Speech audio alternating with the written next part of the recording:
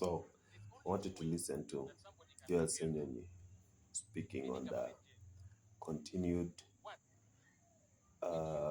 detention of Kizza Besigye on the floor of Parliament today.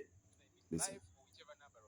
Legally speaking. Number two is when you have been remanded by a court of competent jurisdiction. Those are the only two ways under which somebody can be in any government jail. It is not, as some have said, a hostel. It is not some kind of hotel or I don't know what. It is only those two legally provided for means.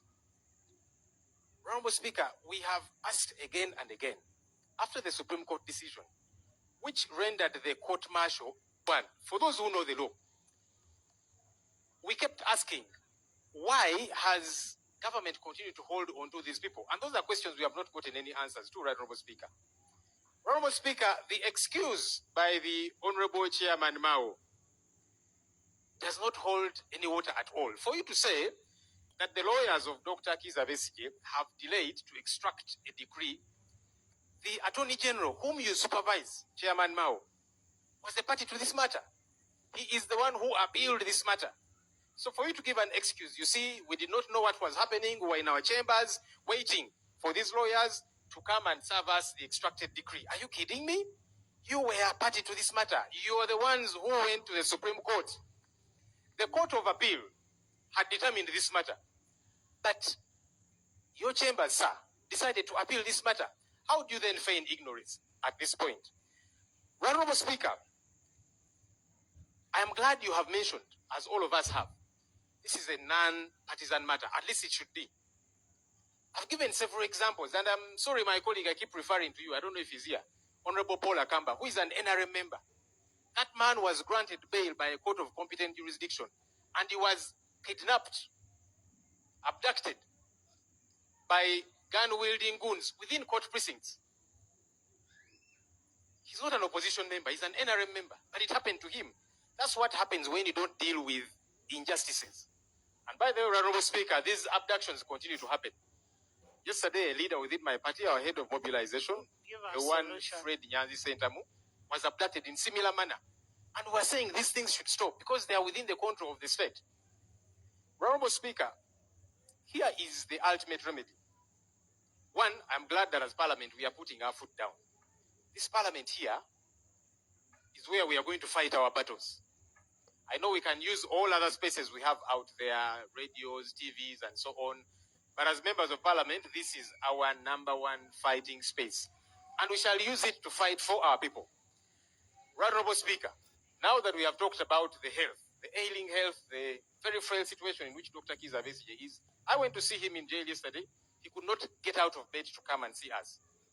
But we saw the other political prisoners, the Bobby Youngs and others, who are suffering in similar manner. Can the state give us a timeline on when they are going to release these people? That is the ultimate remedy. Because the excuse there has been of, you see, we are waiting for the DPP to take over these cases. One, you're not supposed to direct the DPP. If the DPP is interested in any matter, these people should have been released and then they can be summoned. Because the DPP, Honorable Speaker, the DPP does not sanction court files. The DPP sanctions police files. So you cannot say the DPP is waiting for these court files to be transferred from the disciplinary court martial. That does not arise at all. These people ought to have been released a long time ago, and then the DPP could probably sanction any police file, and they can be summoned. They don't even have to be kidnapped, as we have seen happening. So, right, Honorable Speaker, the solution to this quandary, this predicament that we are grappling with, is to release Dr. Kizza Besigye and all of these other NUP political prisoners that are being held illegally. I'm hoping that government will see sense in that. Honorable members, Honorable Speaker, with honorable members, this is a very serious matter. You know, people like Bariomus cannot even go to their villages now because people will start saying, "Why have you left your own?" Honorable members,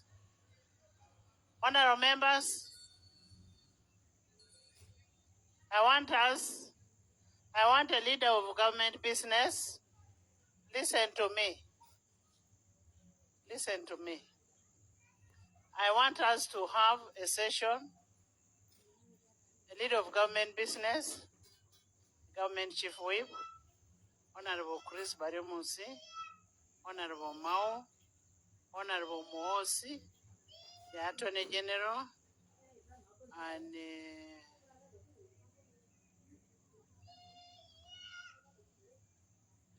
then on this side, we have the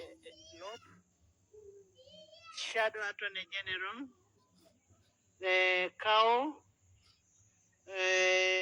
Mujuche, Honorable Mujuche, Honorable Katuntu, Honorable Sumani, Honorable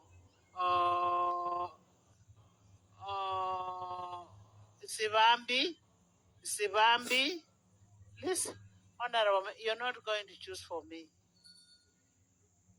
These are issues of legal and issues of life.